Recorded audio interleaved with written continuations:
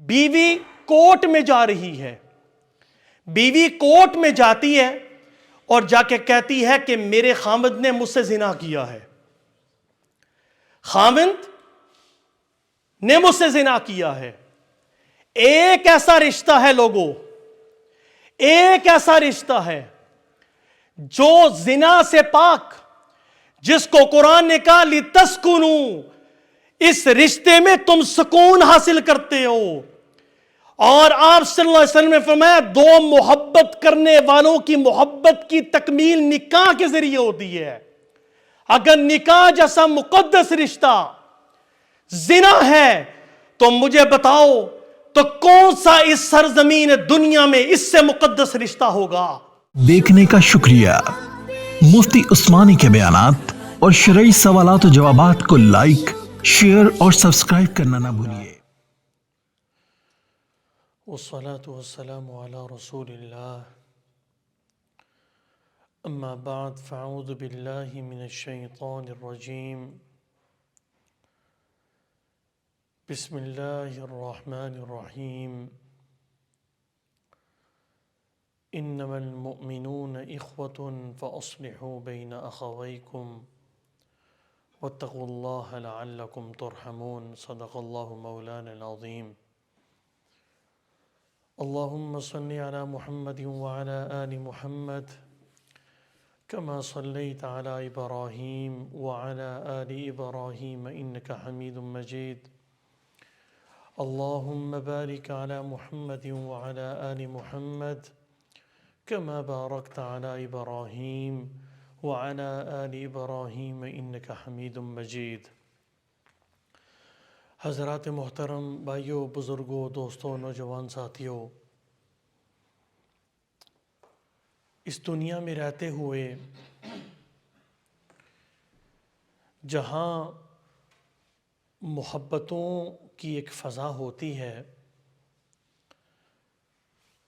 جہاں محبتوں کے پھول نچھاور کیے جاتے ہیں، وہاں کبھی کبھی زندگی میں انسان کو تلخیوں میں سے بھی گزرنا پڑتا ہے۔ جہاں پھولوں کی پتیاں موجود ہوتی ہیں وہاں کانٹے بھی ہوتے ہیں۔ تو اسلام نے ایسے موقع پر جب محبت کے جذبات ابھر رہے ہوں، اس کے حوالے سے بھی ہمیں تعلیمات دی ہیں، اور اگر نفرت کے جذبات ہوں تو اس کے لیے بھی شریعت کے اندر رہنما اصول موجود ہے۔ ایک حدیث ابھی اللہ رب العزت نے میرے ذہن کے اندر ڈالی کہ آپ صلی اللہ علیہ وسلم نے فرمایا کہ جب تمہیں کسی مومن سے محبت ہو تو اسے بتایا کرو، اسے کہا کرو کہ مجھے تم سے اللہ کی رضا کے لیے محبت ہے، میں تم سے پیار کرتا ہوں اللہ کے لیے۔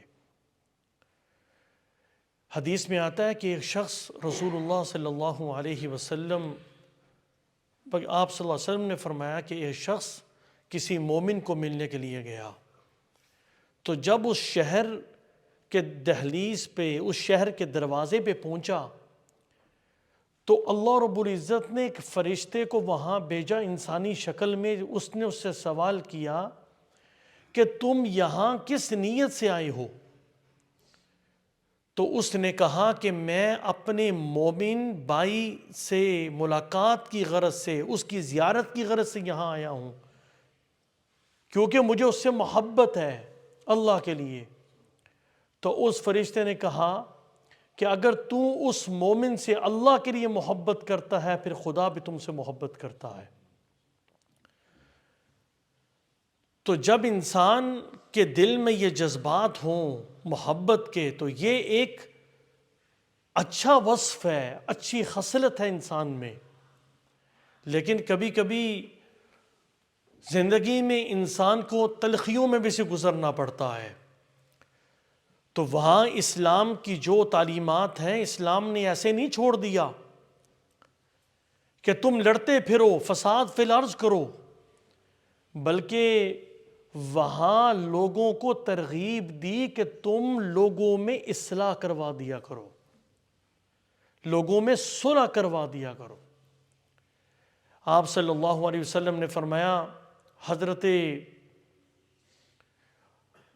کلثوم رضی اللہ تعالی عنہا یہ فرماتی ہیں کہ سمعت رسول اللہ صلی اللہ علیہ وسلم لیس الکذاب الذی یصلح بین الناس فینمی خیرا او یقول خیرا، وہ شخص جھوٹا نہیں ہے جو لوگوں کے درمیان صلح کروائے اور دونوں فریق کے درمیان خیر کی بات کہے، یا پھر ایک فریق کی طرف بات کو منسوب کر کے دوسرے فریق کو کہے۔ اس کا کیا مطلب ہے؟ مطلب یہ ہے کہ زید اور خالد یہ آپس میں دونوں ناراض ہیں، زید اور خالد ناراض ہیں، محمد صلح کروانے والا۔ اب یہ محمد دونوں بھائیوں کے درمیان صلح کروانے کے لیے ایسی کوئی بات کہتا ہے، مثال کے طور پر زید اور خالد درمیان میں لڑ رہے ہیں تو وہ زید کے پاس جاتے ہوئے کہتا ہے، یار خالد تمہارے لیے ہاتھ اٹھا کر اللہ کی بارگاہ میں دعا کرتا ہے تیرے لیے، اور پھر وہ خالد کے پاس جاتا ہے اور خالد کو جا کر کہتا ہے کہ میں نے اپنے کانوں سے سنا ہے کہ وہ بھائی تمہارے لیے بہت ساری دعائیں کرتا ہے۔ تو آپ صلی اللہ علیہ وسلم کی اس حدیث کی روشنی میں، چونکہ اس کی نیت دونوں بھائیوں کو ملانے کی ہے، دونوں فریق کو ملانے کی ہے، لہٰذا اگر وہ اس موقع پر جھوٹ بولے گا تو وہ کذاب اور جھوٹا اللہ کی نگاہ کے اندر نہیں کہلائے گا۔ اور علماء نے ایک چیز کا اضافہ کیا ہے کہ وہ کوشش کرے کہ ایسے موقع پر ایسے الفاظ بولے جو سری جھوٹ نہ ہوں، ایسے الفاظ بولے کہ سننے والا اس کا ظاہری مطلب لے لیکن بولنے والے کی نیت میں کچھ اور ہو۔ مثال کے طور پہ میں نے دعا کی بات کی ہے، اس دعا کے اندر ہر مسلمان جب ہاتھ اٹھاتا ہے تو کہتا ہے یا اللہ مسلمان کی مدد فرما، یا اللہ مسلمان کو اپنی رضا نصیب فرما، ہر مسلمان مغفرت کی دعائیں کرتا ہے۔ تو اگر وہ جا کے یوں کہے گا کہ میرے بھائی وہ فلاں آدمی تیرے لیے دعا کر رہا ہے، تو وہ اس سے یہی امید کی جاتی ہے وہ مومن کے لیے دعا کرتا رہا ہوگا، اور ان دونوں میں سے ایک وہ بھی تو مومن ہی ہے اور وہ بھی مومنین کی جماعت کے اندر شامل ہوگا۔ اب سننے والا یہ سمجھ رہا ہے کہ یہ شخص جو مجھے کہہ رہا ہے کہ میرا فلاں بھائی جو مجھ سے ناراض ہے وہ میرا نام لے کے دعا کر رہا ہے، وہ ظاہری مطلب لے رہا ہے، لیکن کہنے والا اپنے دل کے اندر یہ کہہ رہا ہے کہ وہ پورے مومنین کے لیے دعائیں کرتا ہے۔ اس کا یہ مطلب ہے۔ تو اس لیے اگر دو فریق ناراض ہو جائیں، اگر کوئی آدمی کنایا سے اشارتاً اس کا مطلب دل کے اندر کچھ اور ہو، ظاہری مطلب کچھ اور ہو، اگر وہ جا کے کہہ دے صلح کروانے کے لیے، تو آپ صلی اللہ علیہ وسلم نے فرمایا کہ یہ آدمی اللہ کی نگاہ کے اندر جھوٹا نہیں کہلائے گا۔ 3 ایسے موقع ہیں کہ آپ اگر جھوٹ بولیں گے، کنایتاً اشارتاً تعریض سے کام لیں گے، تو اللہ کی نگاہ کے اندر جھوٹ نہیں ہوگا۔ ایک اگر جنگ کا موقع ہو اور دشمن کو مرعوب کرنے کے لیے اگر کوئی آدمی یہ کہے کہ ہمارا لشکر آ رہا ہے جو تم پر جلدی حملہ کرے گا، آپ صلی اللہ علیہ وسلم نے فرمایا کہ وہ جھوٹا نہیں کہلائے گا۔ نمبر 2، صلح کروانے کے لیے دونوں فریقوں کے درمیان، 2 بھائیوں کے درمیان، اور نمبر 3 میاں بیوی کے درمیان اگر لڑائی ہو جائے، وہاں اگر اس موقع پر جھوٹ بول لیا جائے تو اس کی گنجائش موجود ہے۔ اللہ اکبر۔ میرے بھائیوں، جب معاملات خراب ہو جاتے ہیں تو وہاں عقل مندی سے کام لینا پڑتا ہے۔ حضرت اما عائشہ رضی اللہ تعالیٰ عنہ فرماتی ہیں کہ آپ صلی اللہ علیہ وسلم گھر کے اندر موجود تھے، آپ کے دروازے کے باہر 2 آدمی جھگڑ رہے تھے، ایک آدمی نے قرضہ لیا تھا اور جس سے قرضہ لیا تھا وہ قرض والا کہہ رہا تھا، قرض دینے والا، کہ مجھے قرض واپس کرو، اور وہ جس نے قرض لیا تھا وہ کہہ رہا تھا میں قرض تمہیں واپس نہیں دے سکتا، مجھے گنجائش دے دو، یا مجھے معاف کر دو یا پھر مجھے مہلت دے دو۔ اور وہ اللہ کی قسم اٹھا کر کہہ رہا تھا کہ واللہ لا افعل، میں خدا کی قسم اٹھا کر کہتا ہوں میں دونوں کاموں میں سے کوئی کام کرنے کے لیے تیار نہیں ہوں، میں دونوں کام نہیں کروں گا، نہ میں تمہیں مہلت دوں گا اور نہ میں تمہیں معاف کروں گا۔ آپ صلی اللہ علیہ وسلم باہر تشریف لے گئے، گھر سے باہر تشریف لے گئے۔ آپ نے فرمایا کہ وہ شخص کون ہے کہ جو نیکی نہ کرنے پر قسم اٹھا رہا ہے؟ وہ کون ہے؟ وہ بھی صحابی تھے، اللہ کے رسول میں ہوں۔ آپ نے فرمایا کہ نیکی نہ کرنے پر قسم اٹھاتے ہو؟ جس نے تم سے قرض لیا ہے وہ تمہیں کہہ رہا ہے کہ مجھے مہلت دو، مہلت دینا بھی نیکی ہے، اور اگر تم مہلت نہیں دینا چاہتے تم اسے قرض معاف کرو گے تو قرض معاف کرنا بھی نیکی ہے۔ یہ کس طرح ہو سکتا ہے کہ تم یہ کہہ رہے ہو کہ اللہ کی قسم میں دونوں کاموں میں سے کام نہیں کروں گا؟ فوراً کہا اے اللہ کے رسول میں اپنے آپ کو اس کے حوالے کرتا ہوں، جس طرح اس کی مرضی ہے مجھے اس طرح وہ کر دے۔ یہ جذبہ تھا صحابہ میں۔ اللہ اور اس کے رسول کی جب بات آ جاتی تھی تو صحابہ اپنی گردنوں کو جھکانا اپنی سعادت مندی سمجھا کرتے تھے۔ حضرت عمر رضی اللہ تعالی عنہ مسجد نبوی کے اندر داخل ہوتے ہیں، ایک پرنالہ مسجد نبوی کے دیوار کے ساتھ لگا ہوا ہے، پانی گر رہا ہے۔ غصے میں آئے، اس صحابی کو کہا کہ یہ تمہاری دیوار پر پرنالہ لگا ہوا ہے اور مسجد نبوی کے اندر پانی گر رہا ہے، اس کو اتارو۔ اس صحابی نے اتارا۔ تھوڑی دیر کے بعد کہا کہ عمر آپ کو پتہ یہ پرنالہ کس نے لگایا تھا؟ نہیں مجھے نہیں پتا۔ کہا کہ اللہ کے رسول صلی اللہ علیہ وسلم نے اپنے ہاتھ مبارک سے لگایا تھا۔ حضرت عمر فاروق رضی اللہ تعالیٰ عنہ فرمانے لگے کہ میں جھکتا ہوں، صحابی کو کہا میں جھکتا ہوں، میری کمر پہ کھڑے ہو کے دوبارہ اسے لگاؤ۔ جس چیز کو میرے نبی نے لگایا ہو، عمر کی کیا جرأت ہے کہ اس چیز کو، اس کا حکم دے کہ اس چیز کو ہٹا دے۔ اور ان کے بارے میں کہا جاتا ہے کان وقافا عند کتاب اللہ، اللہ کی حدود اور اللہ کی کتاب پر کھڑے ہونے والے تھے۔ کوئی چیز عمر کو ہلا نہیں سکتی تھی۔ جب بھی کبھی غصے میں ہوتے، جب قرآن مجید کی تلاوت کی جاتی تھی، حضرت عمر کا غصہ ختم ہو جاتا تھا، کیونکہ ان کا جینا، ان کا مرنا، ان کے اختلافات وہ اللہ کے لیے تھے۔ آج ہمارے سامنے اللہ کا کوئی حکم آتا ہے، ہم ایک دوسرے کی مخالفت کرتے ہیں، لیکن ان کے نزدیک وہ اپنے، کیونکہ ان کا غصہ جب اللہ کے لیے ہوگا، جب کسی کا غصہ اللہ کے لیے ہوگا تو پھر لوگوں جب اس کے سامنے اللہ کا حکم آئے گا وہ اپنے غصے کو نہیں دیکھے گا، وہ اپنی انا نہیں دیکھے گا، وہ دیکھے گا کہ میرا رب مجھے کیا کہہ رہا ہے۔ من احب للہ وابغض للہ فقد استکمل الایمان، جس نے اللہ کے لیے محبت کی، اللہ کے لیے نفرت کی، فقد استکمل الایمان، اس نے ایمان کو مکمل کر دیا۔ حضرت ابو بکر صدیق رضی اللہ تعالیٰ عنہ کا واقعہ بڑا عجیب ہے۔ جب واقعہ افک ہوا، حضرت اماں عائشہ رضی اللہ تعالیٰ عنہ پر تہمت لگی، پورا 1 مہینہ مدینہ کی گلیوں میں افواہیں پھیلتی گئیں، چیمگوئیاں ہوتی گئیں۔ حضرت ابو بکر صدیق رضی اللہ تعالیٰ عنہ کے ایک رشتہ دار تھے جو صحابی رسول تھے، ان کا نام تھا حضرت مصطح بن اساسہ رضی اللہ تعالیٰ عنہ۔ یہ غریب تھے، ان کی ماں حضرت ابو بکر صدیق رضی اللہ تعالیٰ عنہ کی خالازاد بہن تھی، تو یہ ان کی مدد کیا کرتے تھے، اخراجات دیا کرتے تھے۔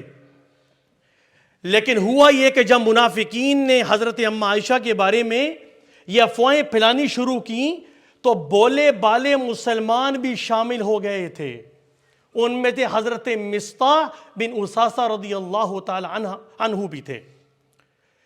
ان کی زبان سے بھی وہ الفاظ نکل آئے. بعد میں اللہ رب العزت نے انہیں معاف کر دیا جب انہوں نے توبہ کی. تو مہینے کے بعد آیات نازل ہوئیں. 1 مہینے کے بعد حضرت عائشہ کی برات کو اللہ نے قرآن مجید کے اندر ذکر فرمایا, آیات نازل ہو گئیں, اور جو منافقین تھے ان کے لیے دردناک عذاب کی وعید سنائی گئی. جب برات ہو گئی تو حضرت ابو بکر صدیق رضی اللہ تعالی عنہ نے قسم اٹھائی کہ خدا کی قسم آج کے بعد میں مصطح بن اساسہ کی کبھی بھی کفالت نہیں کروں گا. قسم اٹھا دی. اور انصاف دیکھیے حضرت ابو بکر صدیق کا, کتنے عجیب لوگ تھے.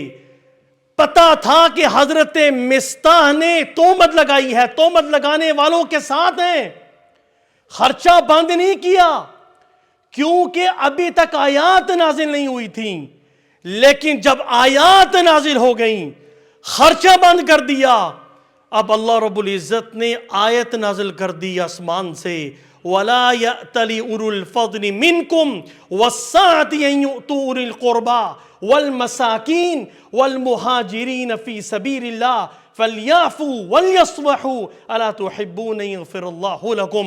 اللہ فرماتے ہیں کہ اولو الفضل, فضیلت والے لوگ, اور وہ لوگ جن کو اللہ نے وسعت دی ہے وہ قسم نہ اٹھائیں کہ وہ اپنے رشتہ داروں کی مدد نہیں کریں گے, مسکینوں کی مدد نہیں کریں گے, مہاجروں کی مدد نہیں کریں گے. یہ حضرت مصطح مہاجر بھی تھے, فقیر بھی تھے, غریب بھی تھے.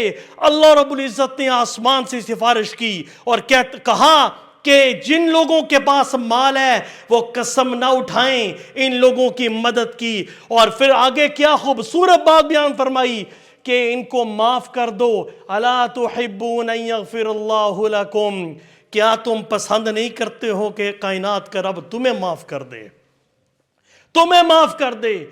حضرت ابو بکر صدیق کہنے لگے بلا احب ان یغفر اللہ لی, خدا کی قسم ہے اللہ میں کیوں نہیں پسند کرتا ہوں مجھے معاف کریں. حضرت ابو بکر صدیق نے اعلان کیا کہ جتنے دنوں کا خرچہ تمہارا باقی تھا, بند رہا تھا, میں وہ بھی دوں گا, اور مستقبل کے اندر تمہارا خرچہ ڈبل دیا کروں گا. یہ تھا جذبہ صحابہ میں آگے بڑھنے کا, نیکی کرنے کا, اللہ کے حکم کے سامنے جھکنے کا. لوگوں جو مزہ رب کے حکم کے سامنے جھکنے کا ہے, خدا کی قسم وہ کائنات کی لذتوں کے سامنے, اس کے سامنے کائنات کی لذتیں ہیچ نظر آتی ہیں. حضرت معقل بن یسار رضی اللہ تعالی عنہ نے ایک صحابی کے ساتھ اپنی بہن کا رشتہ کیا. کسی وجہ سے انہوں نے طلاق دے دی, ایک طلاق رجعی دی. اور آج افسوس تو یہ ہے کہ آج ہمارے معاشرے میں ہمارے مردوں کو طلاق دینے کا طریقہ ہی نہیں پتا. جس طرح بھائی نماز پڑھنے کا طریقہ سیکھا جاتا ہے, یہ علیحدہ بات ہے کہ ہم کسی کے پاس نماز بھی نہیں سیکھتے, بس ایک کو دیکھا دوسرے کو دیکھا, نماز کے مسائل سے بھی ہم آ رہی ہیں. جس طرح نماز سیکھنا ضروری, زکوٰۃ کے مسائل سیکھنا ضروری, طلاق کے مسائل سیکھنا بھی ضروری ہیں, نکاح کے مسائل سیکھنا بھی ضروری ہیں. مرد کو پتہ ہی نہیں ہے کہ میں نے طلاق دینی کس طرح ہے, چھوٹی چھوٹی باتوں پہ طلاق دیتے ہیں. بیوی کی ایک چیز پسند نہیں ہے اس پہ طلاق دے دیتے ہیں. آپ صلی اللہ علیہ وسلم نے فرمایا کہ اپنی بیوی سے بغض اور عداوت نہ رکھو. کیوں؟ اگر اس کے اندر ایک خوبی اچھی نہیں ہے تو ممکن ہے دوسری خوبیاں اس کے اندر اچھی ہوں. اپنی سوچ کو پوزیٹو کرو,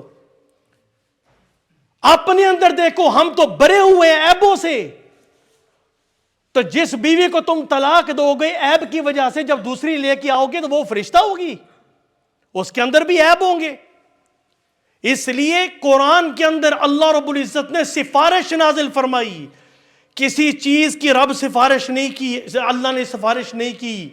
وَعَاشِرُوهُنَّ بِالْمَعْرُوفِ فَإِن كَرِهْتُمُوهُنَّ فَعَسَىٰ أَن تَكْرَهُوا شَيْئًا وَيَجْعَلَ اللَّهُ فِيهِ خَيْرًا كَثِيرًا۔ اللہ فرماتے ہیں کہ ان عورتوں کے ساتھ، اپنی بیویوں کے ساتھ اپنے معاملات اچھے رکھو۔ اگر ان کے اندر تمہیں کوئی چیز بری لگتی ہے تو بہت ممکن ہے کہ اللہ رب العزت نے اس کے اندر تمہارے لیے خیر کثیر رکھا ہو، تمہارے لیے بہت ساری بھلائی رکھی ہو۔ لیکن افسوس تو یہ ہے کہ چھوٹی چھوٹی باتوں پہ جناب طلاق دے دیتے ہیں، اور پھر طلاق ایک نہیں، تین طلاقیں سیدھے موٹر وے تے چڑھ دیں، پھر لنک روڈ بھی نہیں۔ یہاں دنیا کے اندر بھی موٹر وے پہ چڑھنا ہو لنک روڈ لینا پڑتا ہے، پھر ادھر بندہ پہنچتا ہے۔ تو یہ سیدھا، اور عجیب بات یہ ہے کہ معاشرے کے مرد سمجھتے ہیں کہ ہم نے 3 طلاقیں دیں گے تو طلاق ہوگی۔ حضرت عمر رضی اللہ تعالیٰ عنہ کے بیٹے عبداللہ بن عمر رضی اللہ تعالیٰ عنہ نے حیض کی حالت میں اپنی بیوی کو طلاق دے دی۔ حضرت عمر حاضر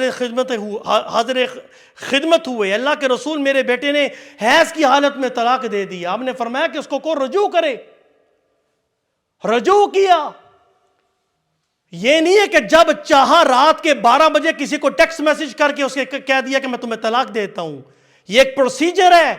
قرآن مجید کے اندر اللہ رب العزت نے ایک پوری سورت الطلاق نازل فرمائی ہے، اس کی احکامات کو نازل کیا ہے۔ یا ایھا النبی اذا طلقتم النساء فطلقوہن لعدتہن واحصوا العدہ، ایک پورا نظام ہے طلاق کا۔ اور عجیب بات یہ ہے کہ ایک عالم کے ساتھ میری بات ہوئی، وہ مجھے بتا رہے تھے انسان سے کبھی کبھی غلطی ہو جاتی ہے۔ وہ کہتے ہیں کہ میں نے اپنی بیوی کو 3 طلاقیں دے دی۔ اب وہ بھی پچھتا رہے ہیں اور وہ لڑکی بھی پچھتا رہی ہے۔ تو میں نے کہا آپ نے 3 کیوں دیں، آپ 1 دیتے، بس غلطی ہو گئی۔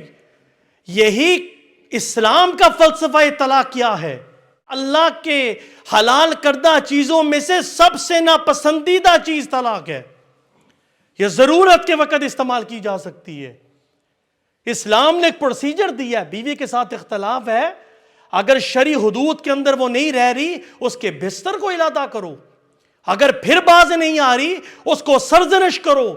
اگر پھر بھی باز نہیں آ رہی، قرآن نے کہا فَبَعَثُوا حَكَمًا مِّنْ أَهْلِهِ وَحَكَمًا مِّنْ أَهْلِهَا، کہ دونوں خاندانوں میں سے ایک ثالث بیٹھے، بڑے لوگ بیٹھیں، اس مسئلے کو حل کرنے کی کوشش کریں۔